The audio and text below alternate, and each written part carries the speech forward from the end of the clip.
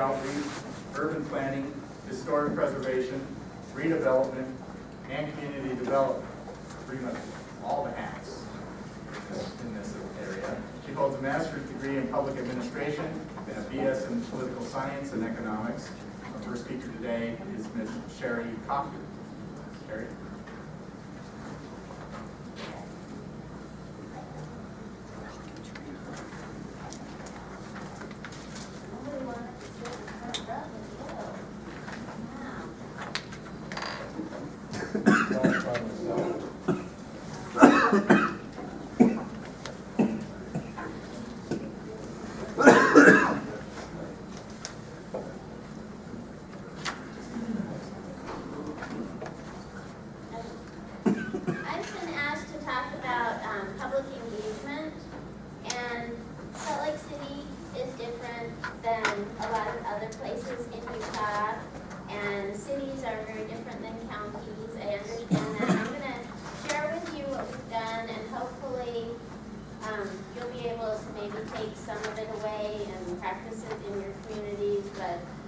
Salt Lake City has a staff of 25 planners, so we're a pretty big organization and we're able to do quite a lot.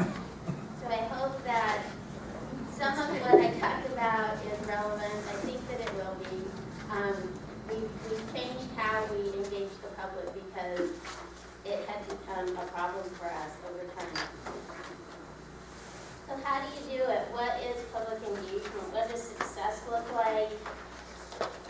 How do you capture people's attention? A lot of times planners will talk about things and they'll use technical jargon. So how do you relay information that makes people want to talk to you about their communities? Who are you trying to engage? Salt Lake City has changed a lot. In the 1980s, we had a population of about 160,000 people. We had about 11% minority population, and of that population, of the minority population, about 42% of them were Hispanic. Today we're about 190,000 people, 34% of our community is minority, and about 65% of the minority is Hispanic. And it's very different in different neighborhoods in our city. The areas that are west of I-15 are much more diverse than areas that are east of I-15.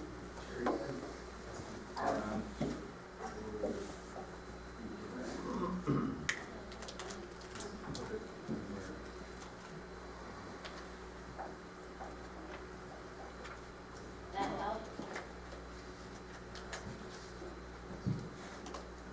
Okay. Step better in the back. Can you hear me? It sounds the same. Yeah, Did it? it does sound the same. Okay. Please stand by. That's Yeah, better. that was- Technical difficulties. There you Does that go. work? Yep. Okay.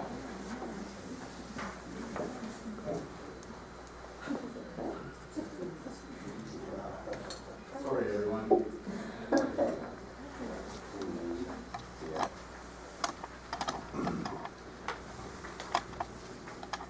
Okay.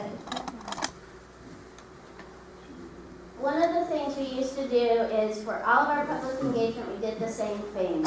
We don't do that anymore. Small projects don't need as much. They don't have as big of an impact, and so maybe you only need to involve or notify the people that are right near where that development is taking place. Other things maybe have a bigger neighborhood impact, a bigger development. So maybe you want to hold a meeting in that neighborhood. Whereas with the smaller project, maybe you just mail out a notice and see if anybody has any questions.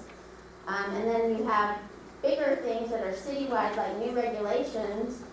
But there might just be a special interest type of group that's interested in that. Like if you're changing parking regulations, maybe people who build big developments or the biking community might want to know about it because the cycling community might say you should require bike racks or something like that as part of your parking.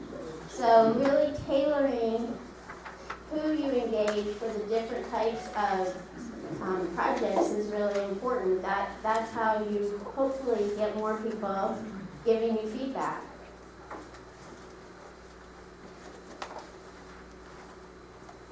So what we used to do, the city has about 28 community councils throughout the city, and it's a really easy way to say, I'm going to get public input. They meet once a month. You just go to their meetings, get on their agenda, present the information, or the developer presents the information, and you're there to get the comments back. The problem with it is not very many people attend those meetings. They're all the same type of people. They're not representative of their community. And oftentimes they have no clue why you're there. So the type of feedback they give you isn't feedback that you can use. If they say, we don't want any more,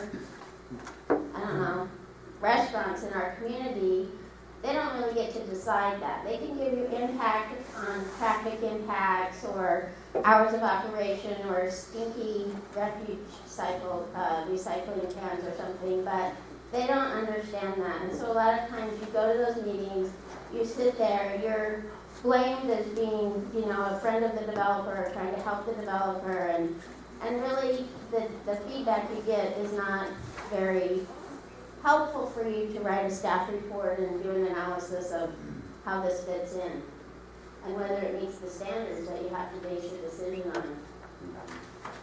The other problem with that is our community councils oftentimes don't meet in the summer and they don't meet in December. So you have about 4 times during the year when you're not able to get that kind of public feedback. So what we do now is we have a goal. We have a goal. We're trying to get more people to participate, and of those people that participate, we're trying to have them reflect more what the community looks like. And so we started to go where they are.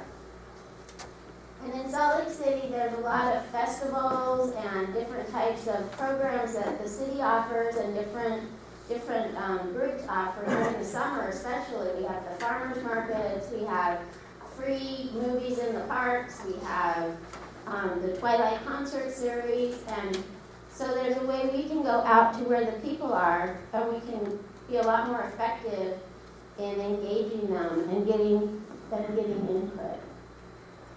There's 4 projects I want to talk about real quickly of where we tried to do this. So the first one was our mayor, when he first came in office, he had these blueprints to make us a great American city. And one of them was to change our zoning ordinance to remove barriers and entice people to want to do things that were more sustainable. We called it the Sustainable City Code Initiative. And there were 8 different kind of topics where we changed our parking requirements, we allowed more urban farming with community gardens and things like that. We made it easier for people to have solar panels and wind turbines and all of that kind of thing. But those are kind of technical. Trying to relate those things to layman's terms is difficult. You can't just show an ordinance. So how do we get people involved and giving us feedback? And we have a pretty big environmental population in our city, and they love the mayor. So we still held the big meeting, but we had the mayor be the person that was there to introduce everybody and to welcome everybody to come. And just being able to say that he was going to be at the meeting got a lot more people at the meeting. We also filmed the meeting, and we put it on our cable channel and on the website. So if people couldn't be at the meeting, they could see what's going on, they could watch it. Then another thing we did was we created a little fact sheet. So we tried to put in real general terms what we were changing in the transportation and parking section of our ordinance, or how we were trying to allow for more community gardens and farm stands and things like that to make it easier so people understood that. We also created these little videos, and I'm going to show you one of those in a little bit, that our staff did. And it was just some application on the website that you had like a little membership to a subscription service, but they came up with these little, I don't know, minute to 2 minute long videos that really conveyed the message of what these ordinances were trying to do.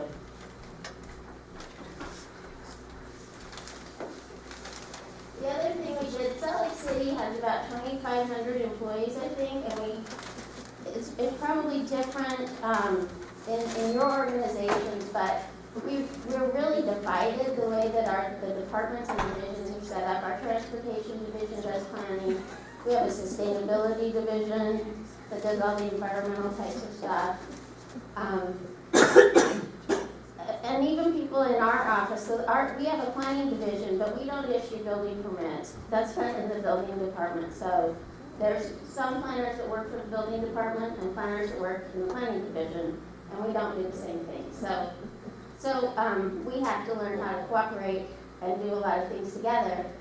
And when we were working on like trying to notify people about our urban farming, we would connect through the sustainability division. They put a lot of stuff on their website about what we were doing. We used their listserv to try and get the people that are interested in urban farming knowing what we were doing. So we had to cooperate a lot. We've learned how to cooperate with the different divisions through these processes. Fun Salt Lake was the next big one. This was a master plan for the city.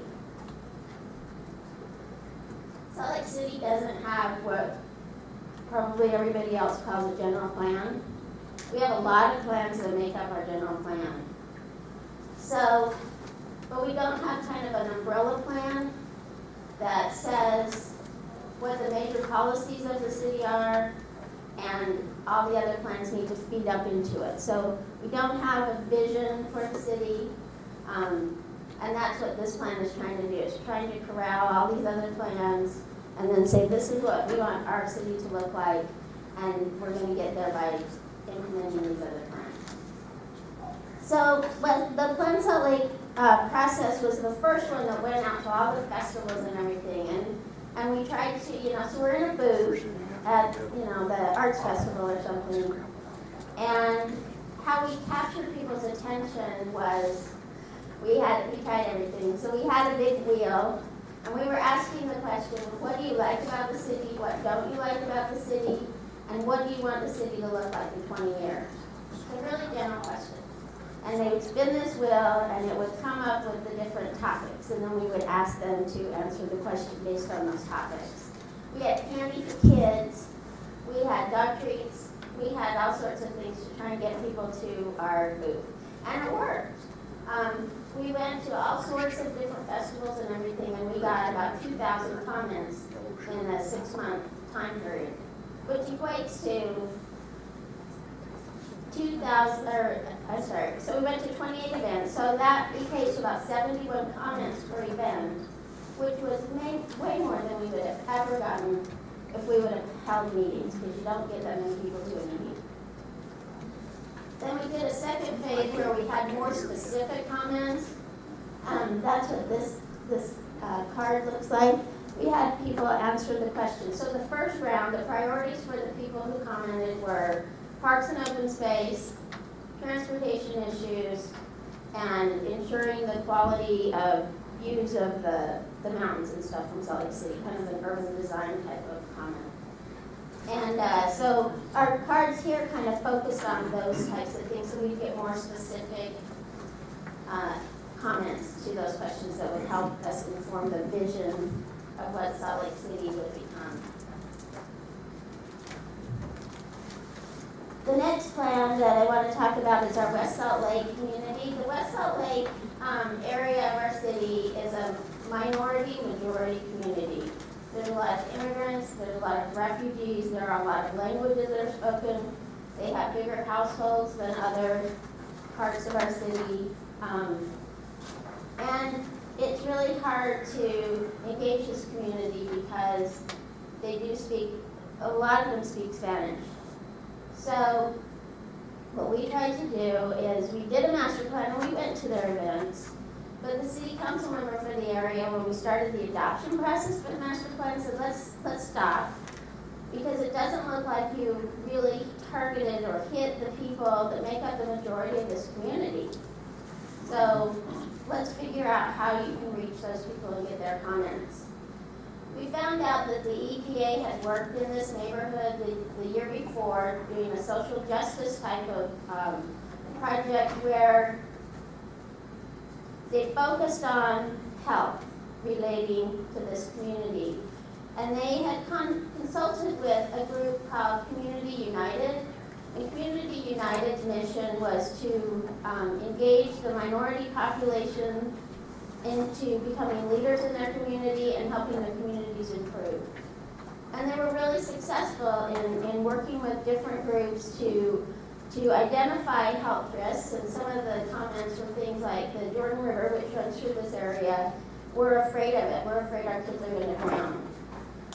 We live in houses that have lead-based paint, or we can't afford to buy fresh food for our kids. You know, we don't have those types of opportunities to have fresh produce around. So those are the types of comments that the EPA's project had brought forth. Well, the city council gave us some extra money so we could target this area and try and get more public comment. And so we also consulted with Community United, which has a lot of Spanish-speaking staff members, but they also work with to try and build their leadership in the community. So there were a lot of volunteers they had, and we paid the volunteers a stipend. And what they did is throughout the summer of last year, they went to city parks and festivals. There's a lot of different service providers that work in this neighborhood. The Salt Lake City School District has a program throughout the whole city where lunches are provided. I don't know if that's something that other school districts do, but during the summer, lunch is provided at a park every day so kids don't go hungry. The Community United people would go to the park, so the mothers are there with their kids or the fathers are there with their kids. And while the kids were eating, they would kind of corral the mothers and talk about our master plan. And they talked in very general terms, what do you like about your neighborhood, what would you like improved, you know, how do you want it to be in 20 years. And they got a lot of feedback. And one of the things that they did, so we got a lot of specific feedback. People would say, I don't have a good landlord, he never listens to me and I have a leaky roof. You know, there's a lot of park equipment that's broken, really specific types of things. So as we would go to the parks and listen to this, of course we had to have it translated. We had a couple people on staff who speak Spanish, but most of us don't. We started thinking, well, the city could help with a lot of that. The city has services that can help with a lot of those things. So we decided to have a city festival. Part of our festival was to bring our master plan to life. It's hard to describe to people what a master plan can do. But some of the things we had heard from the community were, we need more recreation spaces. We love the Jordan River Parkway. We want more art in our community. We want a fun commercial node like they have in the Liberty Park area. So we thought, okay, well, we can show how those master plan concepts can come to life. So we got volunteers that built a pump track, which if you don't know what that is, it's kind of a bicycle facility where people don't have to pedal. They just go over the hills and stuff. We were able to get donated dirt from a development project put on city land. There's people out there in the world that like to build these things, that volunteer to build these things. So we got them to help the youth in the community to build the pump track. We had our Arts Council, who has a program to work on community art projects. They hired an artist who lived in the neighborhood, who worked with the school kids in the neighborhood to come up with art that they placed along the Jordan River Bridge that talked about the environment and wildlife along the Jordan River. And then we were able to get a property owner who had some vacant property at kind of a commercial node that was a rundown commercial node and not very vibrant, to let us use it for a day. And we put picnic tables, and we were able to convince some food vendors that are usually downtown with their food carts to come to our event and made kind of an outdoor dining experience. And then we had 16 different city departments with the little event booths set up, and kind of created our own little, kind of looked like an arts festival type of thing. People who came would get a little card, and they had to visit so many booths, and then they could come back to us and get a free little $5 food coupon where they could go to the vending carts and sit down and have their lunch. It was a huge success.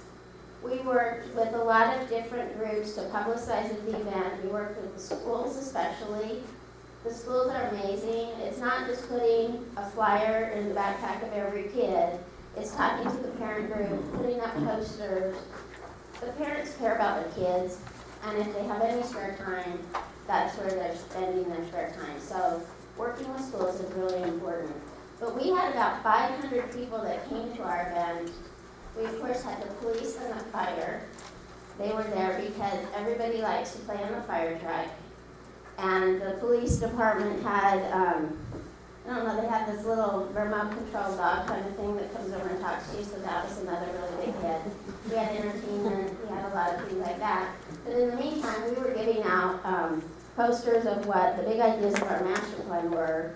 We had the housing division talking about how they can come and inspect your apartment, and if you have a leaky roof, the city can go after the landlord.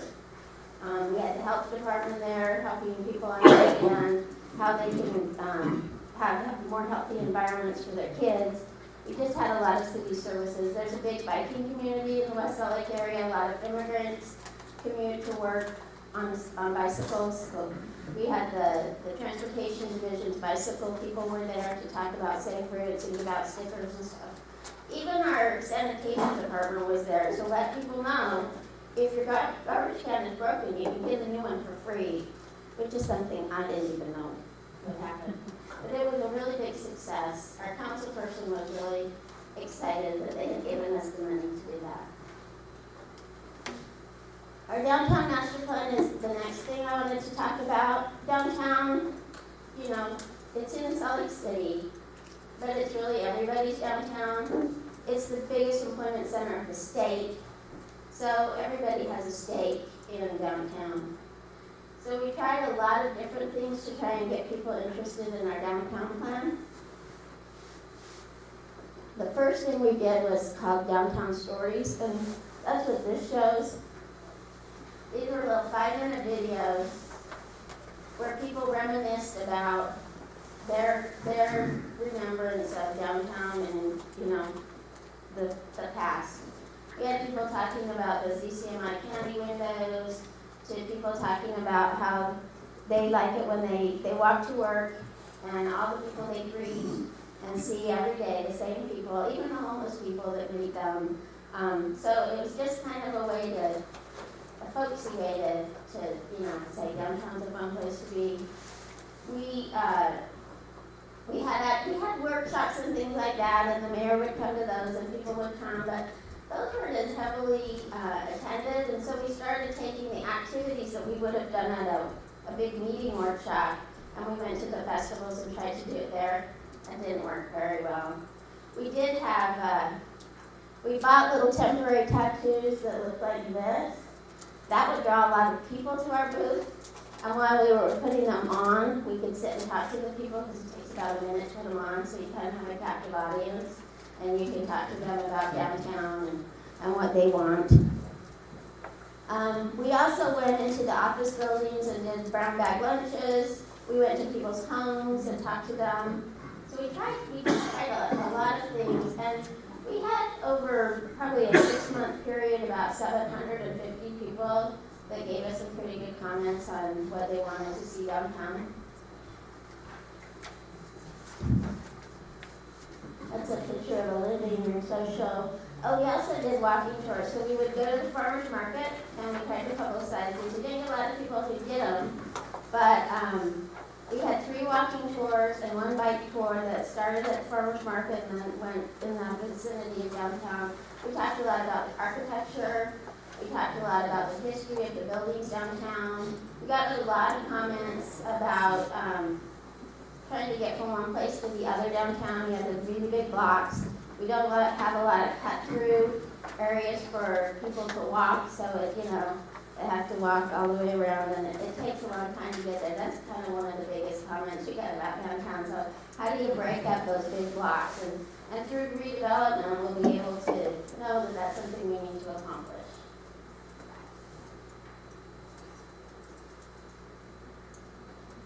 So how do you spark the interest? I can't say this enough. You have to have a star that everybody wants to come see.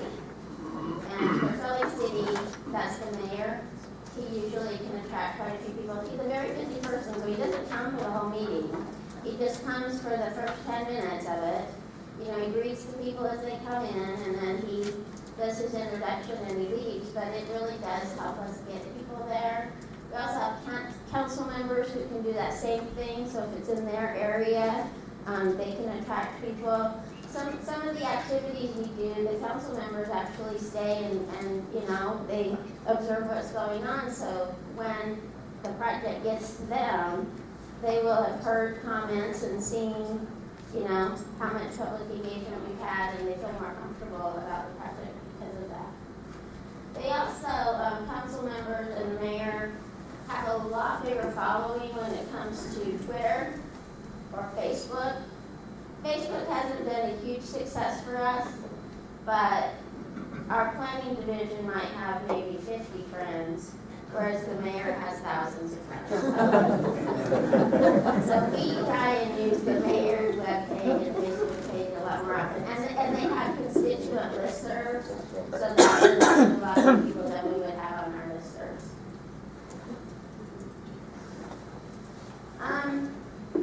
How do you connect?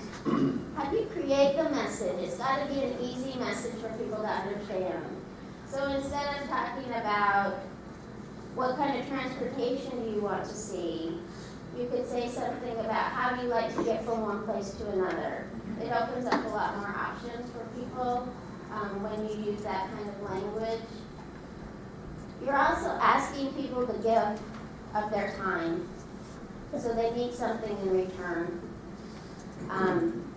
Sometimes you're not able to do that, but one thing you can do is tell them how you're going to use their input, and then show them, once you've used it, show them how you've used their input. One of the things that we were able to do when we were working in the West Salt Lake neighborhood was when we would corral the mothers and ask them for their input, we then had some fresh vegetables that we could give them, and they could take those home and help feed their families. Also, food is a big thing. If you say that there's going to be food at an event, you usually get more people to come, and I know that that's an expense that not everybody can afford, but I think it helps with the turnout. How do you create the message? If you're trying to reach people that English isn't their first language, I would caution trying to put it in another language unless you can actually have a discussion with them. Just putting a notice or something in a different language isn't going to be very helpful if they can't then ask you questions about it. I know that Utah has a lot of people who are bilingual, and hopefully you have that kind of access if you need that, if you have a community that doesn't speak English as their primary language. But I caution you about trying to translate things if you can't discuss them. Let's see what else. Well, visuals are a big thing to help convey the message. So we have a lot of technical things that we talk about. Even though we might not think they're technical, the public doesn't generally understand them. So using visuals, if you have people on staff that can do things in Photoshop to kind of convey what you're trying to show, that's very helpful. Labeling things, there's not a lot. The general public probably isn't all that great at understanding plans and maps and things like that, but at least remembering to label everything is really, really helpful. I need the video now. So I'm going to show you a video. This is what we did when we were working on our sustainability issues, and they're really easy to do. I think anybody can do them. So hopefully what we used was a service called Animoto, and it really helped us convey the message.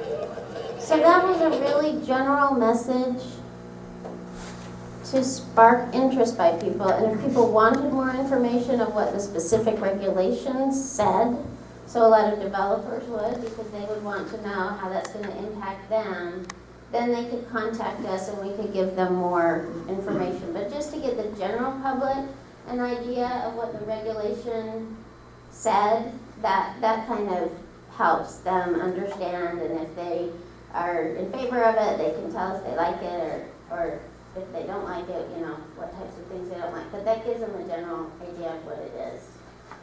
Another thing is, don't forget the kids. In Salt Lake, we have a lot of kids, and they take a lot of time for parents. So if you want the grown-ups to come to your meeting, the kids have to be welcome. If the kids are part of it and the parents that they're distracted by their kids, that can be problematic. So it's really good if you have the ability to have an activity for the kids. And a lot of times, they're gonna come up with really creative ideas on the topic that you're talking about with the parents. An example of this is when we did form-based zoning along North Temple.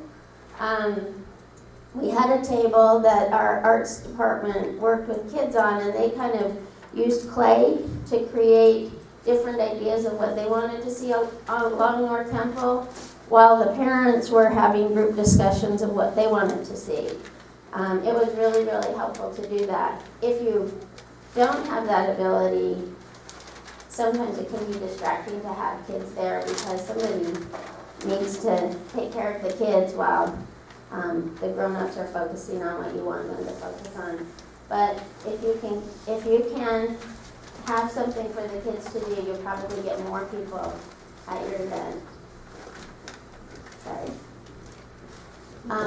And these show us that we had in our downtown exercise, we had a project where we wanted the people to come up with ideas using weird, Lego blocks or corkscrews or whatever it was, come up with their version of downtown. The kids were a lot more successful at that than the grown-ups were.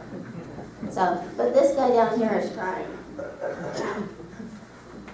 Use technology. We've done this a lot in Salt Lake City. We have consulted with a group called Peak Democracy that has a program called Open City Hall, and it's something that you have to pay for. It's like a yearly subscription, but it's an open forum, so if you want to comment on a topic, the city will put up different topics. Say, for example, we wanted input on our new parking meters that people don't seem to like.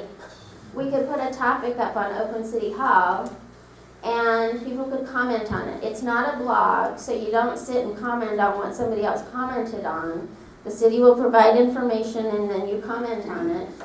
And Peak Democracy oversees it, so they're making sure there's not a lot of offensive language and all that kind of stuff. They also, because you have to, the people who comment have to kind of become members or whatever, they have to put in some information that Peak Democracy sees. The city doesn't see that.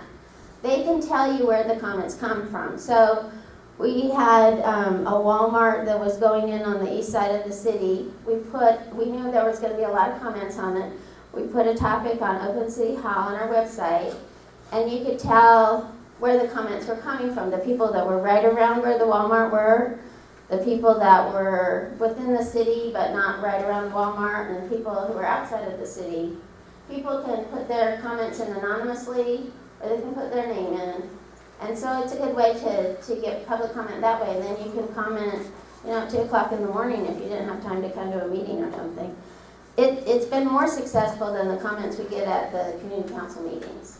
So we probably get, I don't know, it varies on what the topic is, but we get, like 100 comments or something on a topic.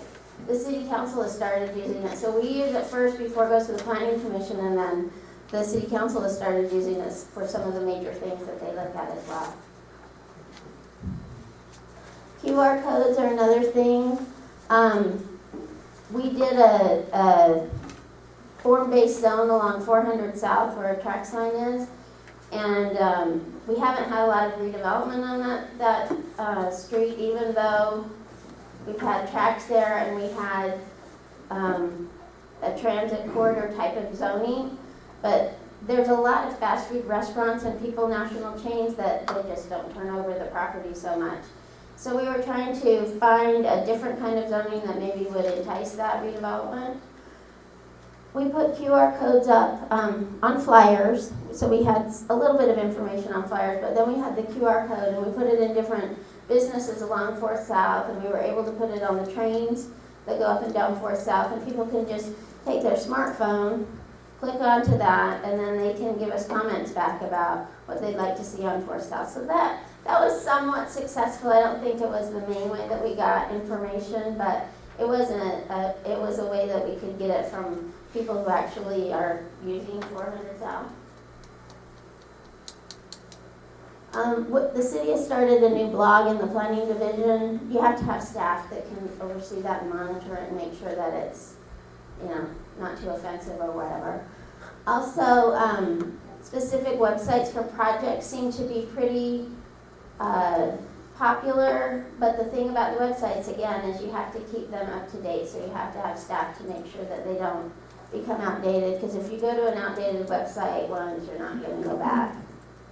Electronic surveys have also proved pretty successful. We use SurveyMonkey with our Plan Salt Lake project. We had about 375 surveys that came back through SurveyMonkey, so we thought that was pretty successful.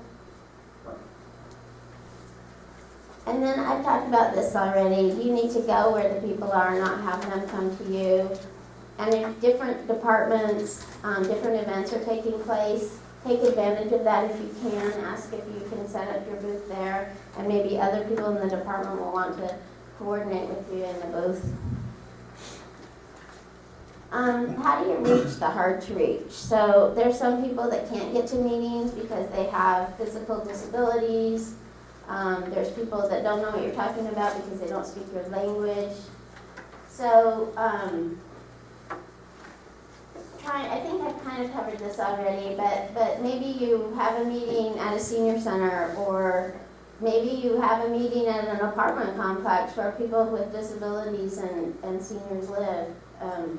That might be a way to reach those people.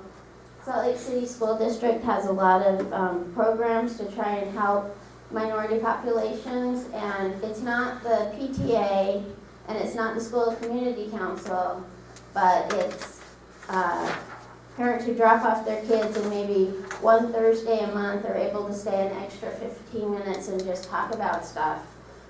So finding out what those types of things are that are going on in your community, it might help you spread the word about your project.